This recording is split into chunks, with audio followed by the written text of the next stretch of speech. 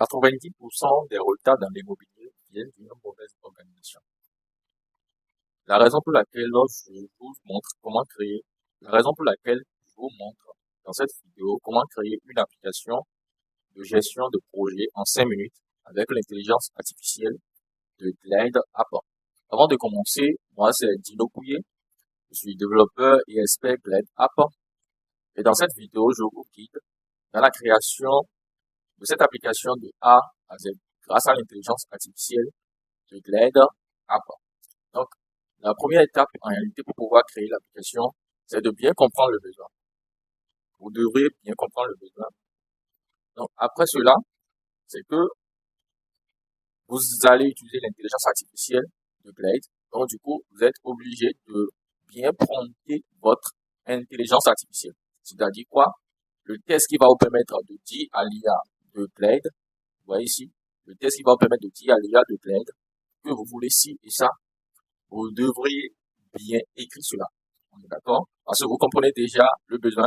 Donc, c'est à vous maintenant d'expliquer cela à l'IA de Glide que vous voulez ci et ça. Pour cette raison, vous allez bien prompter cela. Et pour faciliter la tâche, vous pouvez utiliser l'intelligence artificielle comme ChatGPT pour pouvoir prompter votre application. Donc, du coup, moi, je l'ai déjà fait. Ça, j'ai déjà rédigé le prompt. Et c'est ça qui m'a permis d'avoir ce résultat-là. D'accord? En un clic. Sans, par exemple, là, j'ai la page d'accueil. Et qu'est-ce qu'on a là? Rénovation de la Bibliothèque nationale. Donc là, c'est que on a enregistré des projets. D'accord? Et les projets sont par étapes, c'est-à-dire c'est dans un tableau Kanban. Et là, vous verrez, je peux déplacer. Et tout cela est fait automatiquement avec l'intelligence artificielle. Tout à l'heure, restez jusqu'à la fin, parce que je vais vous montrer comment j'ai eu ce résultat avec le prompt que je viens de vous montrer. D'accord? Et automatiquement, je peux déplacer, je peux voir les détails de ceci. D'accord?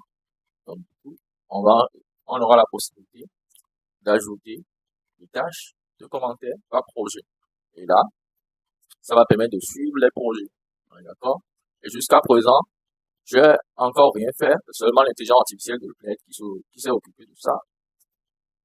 Et avec mes compétences en tant que développeur, ou bien avec votre compétence en développement, vous allez personnaliser l'application comme vous voulez. Je peux changer l'apparence de l'application.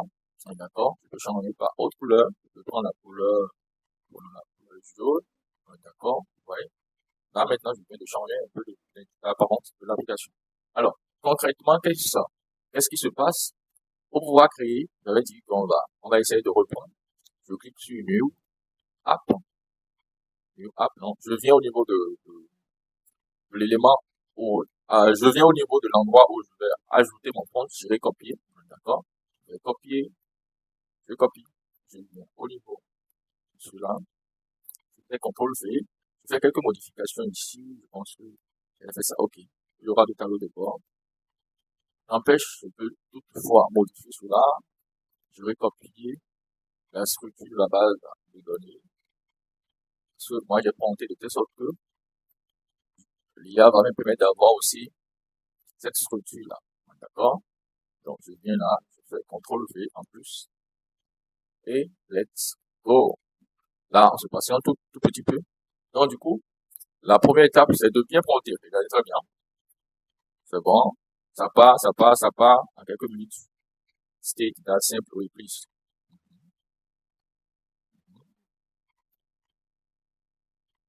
OK. Ça part. Je commence maintenant. Vous allez voir le résultat. C'est un coup, restez là. OK. C'est en train de se charger. OK.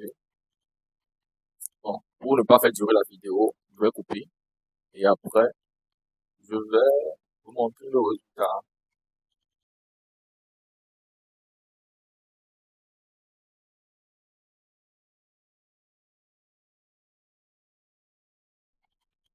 Alors, ça va. Bon, c'est en train de créer comme ça, regardez. Super. Vous voyez? Là, ça crée automatiquement. Super. Et comme ça, j'ai l'application. Vous voyez, là, comme ça, j'ai les applications. Lorsque je clique sur le projet en cours, vous voyez ce qui se passe. Avec l'intelligence artificielle de Blend. Seulement. On est d'accord? Et là, maintenant, avec un peu de modification, l'IA déjà fait le nécessaire. Je ne veux plus le déranger. Donc, avec un peu de compétences, des petits des minimes modifications, vous aurez une application déjà prête pour pouvoir l'utiliser en entreprise. Et là, je peux visualiser les tâches qui sont en cours, tableau de bord, terminé. Bon, tableau de bord, c'est pas encore ça, c'est pas encore ça. On va modifier cela. D'accord? Un tableau pour pouvoir voir le tout. Ok, super. En cours terminé, en retard, en attente. Ok, après. Vous voyez? Super, super, super. En voie de réalisation, en attente. C'est bon. En première position, en cours terminé. Wow. En retard. Ok. En attente. Ok. Normalement, ça doit être progressif. Bon. D'accord? Vous comprenez déjà. Donc, c'est à vous de modifier. Ou bien c'est à nous de modifier parce que je vais vous montrer comment modifier cela très rapidement. On va essayer de, je vais voir s'il y a d'image. Ok. Pour ce projet, on peut essayer de mettre l'image là. D'accord? On va mettre l'image. Est-ce qu'on va durer dans, je vais essayer d'uploader des images. Je vais voir si j'ai d'image. Non, non, non, non. Ok. Bon, je laisse ça comme ça. Donc, du coup, qu'est-ce que je peux modifier? Avancement. Comme ça demande le niveau d'avancement. Ok. Le budget. Ok. Le délai. Ok. Ça dit que c'est au niveau de la base de données que vous allez modifier tout cela. On est d'accord? Ça dit que je viens ici. Nombre de tâches. Tâches terminées. Avancement. Ok. Regardez. Essayons. C'est le premier. Si je mets par exemple, c'est le premier. Je clique. Je viens là. Je vais au niveau d'avancement. Niveau d'avancement. Je mets par exemple, 20. D'accord? Ça, on verra ça automatiquement normalement ici. Je vais modifier cela. Je viens avancement, je viens là, je prends avancement, tâche terminée, avancement. Bon, il y a des modifications que vous allez effectuer. Tâche terminée, je vois. Au niveau des tâches terminées, tâche terminée, nombre de tâches. Hop, c'est un pourcentage. Ok. Je vais mettre, je vais faire, voilà. Et là, je peux avoir ça. Super, vous voyez. Donc, automatiquement, ça vient là, le délai, le budget. Je vais aussi mettre quelque chose là. En vrai, si on devrait corriger quelque chose, ça va prendre assez de temps. D'accord? C'est pas beaucoup de choses, bien sûr. Donc, qu'est-ce qui va se passer? Je mets aussi ici. Après, je vais modifier et partager cela sur les réseaux sociaux. Parce que ça va prendre un peu de minutes. D'accord? Je vais ajouter ici le, le budget. Ici. Je prends une minute. Un instant. Ok, le budget. Et ici, c'est quoi? Budget dépensé. Budget dépensé. Ok. Ici, c'est budget. Bref, c'est à vous maintenant de modifier. Vous voyez, ça varie. La barre de progression, ça varie en fonction du niveau d'avancement. D'accord? Comme c'est à 20%, vous voyez, ça a changé. C'était à 100 en temps, pas défaut. D'accord? Donc, du coup, essayons de prendre autre projet. On va voir si on a des éléments dedans. On a des tâches, bien sûr. Qu'est-ce qu'on a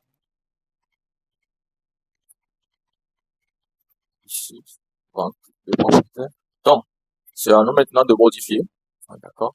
Parce que l'IA a déjà fait le grand taf. Donc, c'est à vous de modifier selon votre besoin et tout. Donc, en gros, c'est un peu ce que je veux montrer, comment vous allez utiliser l'intelligence artificielle pour aller rapidement dans les modifications et tout. Ce que je ferai, c'est que je vais modifier cela. Et à la fin de la vidéo, je vous montrerai le résultat final. Super. On se dit à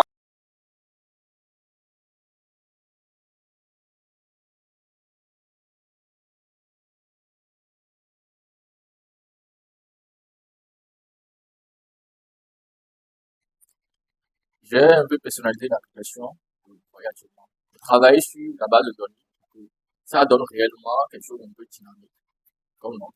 Donc, je vais cliquer ici. Vous allez constater qu'il y a des modifications. réalisation. En même temps, c'était pas ça. Donc, du coup, qu'est-ce que j'ai fait en première position?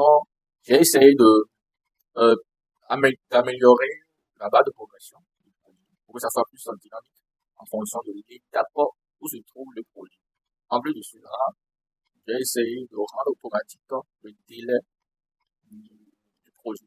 D'accord? Après cela, j'ai ajouté le budget. Après cela, j'ai essayé de créer une relation entre les tâches du projet. D'accord? Pour que ça soit automatique. Pour que lorsqu'on va cliquer sur un projet, on voit automatiquement les tâches associées, l'équipe du projet, après les commentaires par rapport au projet. D'accord? Pour ce faire, nous irons maintenant au niveau de la base de données. Donc, en première position, je vais commencer par la barre de progression. Maintenant, pour pouvoir créer cette barre de progression que vous voyez là actuellement, qu'est-ce que j'ai fait complètement pour pouvoir créer une barre de progression de net. La première étape, c'est de créer une colonne qu'on va, par exemple, nommer statut. D'accord? Déjà dans notre application, nous avons celui-là. Donc, nous avons la colonne statut qui est composée de, par exemple, de envoi de réalisation terminé, en retard, en attente. D'accord? Cela va nous permettre de donner le niveau de chaque projet. D'accord? Donc, du coup, cette colonne créée, la colonne statut, vous allez créer cela en première position. Et après cela, qu'est-ce qui va se passer? Vous allez utiliser la fonction if. D'accord? L'idée, c'est que lorsque vous voulez créer votre barre de progression, c'est que vous créez en première position la colonne statut. Et cette colonne statut, nous allons faire en sorte que chaque statut va être correspondre à un pourcentage donné dans l'application, ou bien à un pourcentage de travail d'un projet. C'est que lorsque je choisis, par exemple, en attente, ça va correspondre à un pourcentage donné. Lorsque je choisis envoi de réalisation, ça va correspondre à un pourcentage donné du niveau du projet, et ainsi de suite, ainsi de suite. D'accord? Maintenant, pour pouvoir le faire, c'est que je crée une colonne statut. Cette colonne en statut va enregistrer le niveau du projet. Et en plus de la colonne statut, nous allons créer une colonne if. D'accord? Vous allez choisir la colonne if, if, then, else. Et cette colonne, en réalité, va nous permettre de conditionner le test que lorsque, si statut est en attente, cela va afficher 20. Si statut est en voie de réalisation, cela va afficher 30.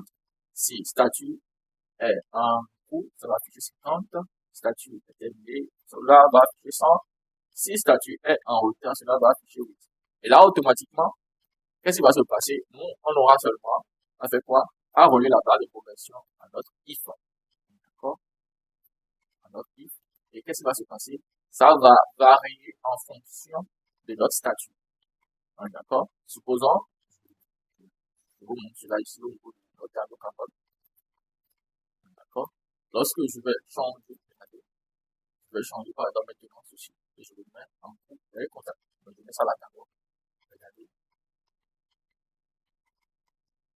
C'est là. D'accord? 20%. Je la mets maintenant au niveau du camp.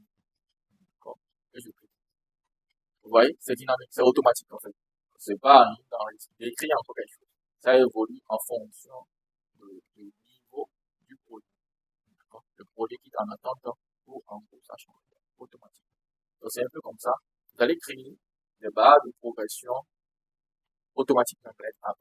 Après cela, après la compréhension de comment créer une barre de progression très facilement dans GitHub, je vais maintenant aborder comment j'ai eu à trouver le délai du jour.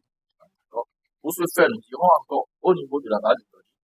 Et là, pour pouvoir trouver le nombre de jours, qu'est-ce qu'on va faire?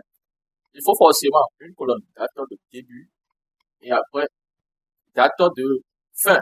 En plus de cela, qu'est-ce qui va se passer? C'est que nous allons essayer de trouver la différence entre les jours. Parce que pour pouvoir trouver le jour restant, c'est qu'on va d'abord trouver le nombre de jours entre les deux dates là. Et après, faire l'addition encore, ou disons, faire la soustraction du jour déjà passé. Vous allez constater cela. Déjà que vous avez la colonne date de début, date de fin, vous allez faire quoi? Venir au niveau de différence. vous allez rechercher dans l'aide la fonction date différence. D'accord? Vous tapez cela simplement. Vous allez constater que vous aurez cette fonction. Et cette fonction, vous allez insérer date de début au niveau de state date, après date de fin, après T, voir obtenir le nombre de jours. D'accord? Précision 1, unité, jour. Et là, vous validez. Là, automatiquement, vous allez constater que vous aurez le nombre de jours entre les deux dates. Et après cela, qu'est-ce qui va se passer? On aimerait avoir le nombre de jours déjà passés. Et là, vous choisissez la même fonction. Je choisis date différence, vous choisissez cela. Et qu'est-ce que vous allez faire? Vous allez prendre votre date de début au niveau du stick date. Après, au niveau de fin date, vous allez prendre current time. Pourquoi? Parce que cela va nous permettre de récupérer le jour à laquelle on est en train d'utiliser l'outil en fait. D'accord? Ça prend le jour, aujourd'hui nous sommes le 19, donc ça prend le 19, d'accord? Automatiquement, pour pouvoir trouver le nombre de jours déjà passés. D'accord? Maintenant, vous allez constater qu'il y a des moins. Parce que ce projet, vous allez constater que si je vous montre date de début, quand je vous montre la date de début, vous allez voir que ça commence le 30 novembre. D'accord? Ça dit que le 30 novembre, ça reste encore. Donc c'est pour cette raison que ça écrit moins. Le moins, ça signifie que ça reste encore 72, oui, 72 jours pour que ça ne commence. D'accord? Et de ce côté, vous allez constater ici, deuxième ligne, bien sûr. Deuxième jour, c'est le 15 mai. D'accord? Ça dit que c'est déjà passé. Donc du coup, ça nous écrit quoi? Et ça termine en octobre, je crois bien. Un instant. Oui, ça termine en octobre. Donc ça nous dit ici, nombre de jours, ça reste. Nombre de jours déjà passés. Donc, on a déjà utilisé 127 jours. D'accord? C'est un peu comme ça. Maintenant, pour pouvoir trouver le jour restant, qu'est-ce qu'on va faire? Déjà, on connaît le jour total et on connaît le nombre de jours déjà passés. On va faire seulement la soustraction. Et qu'est-ce qui va se passer? On va faire now. On prend la différence, ce qui est la colonne de différence. Après, state date, ça fait le nombre de jours déjà passés. Et là, on trouve automatiquement le restant. Ouais, d'accord, le temps restant. Et très facilement, on a ça. Et c'est ce qui m'a permis d'avoir ce résultat, les 70 jours. Ils sont là, très simplement. Alors, après cela, qu'est-ce qui va se passer? Vous pouvez essayer de personnaliser le test pour que lorsque on a moins ici, ça écrit temps restant pas encore passé. Donc, on fait toujours le conditionnement pour pouvoir personnaliser l'application. On est d'accord? On est d'accord? Donc, je peux encore vous donner, vous pouvez aussi utiliser autre stratégie de telle sorte que vous allez utiliser la fonction, je vais dupliquer. On est d'accord? Je vais utiliser la fonction math et vous allez utiliser la colonne, je donne un titre, j'écris la formule, voilà celui en parenthèse, ins par exemple, je ferme la parenthèse. Et j'irai choisir maintenant la colonne qu'il faut, déjà là. Donc là, automatiquement, je donne la précision 1, et là, bingo. Automatiquement, je n'ai plus le moins, tout est positif, et ça va. Donc du coup, si vous avez une application et vous aimeriez transformer les nombres négatifs en nombres positifs, vous pouvez utiliser l'astuce là. Donc c'est un peu ça. Moi, je vais supprimer, j'ai pas besoin de ça. Je supprime cela. Super. Donc c'est un peu comme ça. Vous allez procéder. Ouais, d'accord? Donc du coup, je pense que l'application est déjà prête. Donc du coup, qu'est-ce qu'on a concrètement? On est d'accord? On peut aller visiter et voir un peu les étapes, voir les tâches associées. D'accord? Voir les détails par rapport à tout ce qui est là. D'accord? Ça serait accessible sur téléphone. Ce tableau de bord, bon, je ne vais pas vraiment commencer par faire des modifications par rapport à ça. Vous pouvez le faire de votre côté. D'accord? Vous pouvez utiliser le composant. Vous allez faire le drag and drop et ajouter le composant. D'accord là. Supposons que je voici, j'ai déjà effectué les calculs pour le budget total. Voilà, super. Donc vous voyez, ça c'est le budget dépensé qui est là. Je vais seulement ajouter des informations fictives. Donc l'idée c'est quoi? C'est que je veux le total de tout ceci. Donc là, je vous montre la méthode pour pouvoir sommer des nombres dans Glide App, c'est-à-dire des nombres dans une même colonne. D'accord? Pour pouvoir faire cela, vous créez une colonne et vous choisissez la fonction rollup dans Glide. Et maintenant, vous irez chercher la colonne que vous voulez sommer, c'est-à-dire, oui, par exemple, dans notre cas, c'est budget dépensé. J'irai prendre budget dépensé dans projet. C'est ça qui est là, c'est choisi. Et je choisis somme. Je peux compter, je peux trouver la valeur minimale. Euh, je peux faire beaucoup de choses. Je peux avoir la moyenne des sommes, on est d'accord. Ici, dans le cas, c'est sommé, et je clique. On est d'accord. Supposons que je prenais la moyenne. Ça change parce que bon, c'est les mêmes valeurs. Je vais compter par exemple. Vous voyez, on a 10 projets. Donc, je sors. Je donne la précision 1. Je peux changer ce que je veux. Je laisse sur ceci. Je peux ajouter d'unités, euros par exemple. Je pense que vous voyez, c'est ça qui est là. Mais bon, je laisse ça. Je supprime. Et c'est donc c'est comme ça que vous allez créer, vous allez sommer une colonne d'un grade app. Vous allez utiliser la fonction somme qu'on retrouve dans Excel d'un grade app très simplement. Donc je vais maintenant afficher cela. Ici, je vais essayer d'afficher. Je vais maintenant récupérer cela. Total, c'est là. Super. Ça va s'afficher. J'écris ici total par exemple. Nous sommes actuellement à la fin de cette vidéo. Là, c'est la version mobile qui est là actuellement. C'est ce que vous verrez si je vous partage le lien. On est d'accord? Voici le lien. Il me suffit juste de vous partager ce lien-là. On est d'accord? Et voilà, vous allez utiliser depuis votre téléphone portable. On est d'accord? Tâche. Ce tableau de bord, je peux. Vous voyez, c'est le total qui est là. Si je veux, je peux ne pas montrer l'ensemble de cela. De ce tableau de bord. On est d'accord? Je ne vais pas afficher notre tableau de bord. Donc, du coup, c'est notre drag and drop qui est là, de ce côté, c'est-à-dire notre tableau Kanban qui est là. Donc, lorsque je vais vous partager le lien, lorsque vous scannez, ici sur le code QR, vous allez constater que vous aurez accès automatiquement à l'application. D'accord? Le mode d'utilisation. Vous pouvez mettre ça sur public, c'est-à-dire l'ensemble, c'est-à-dire ça soit public à tout le monde. D'accord? Vous pouvez rendre ça privé. D'accord? Donc c'est un peu comme ça, ou carrément changer la couleur.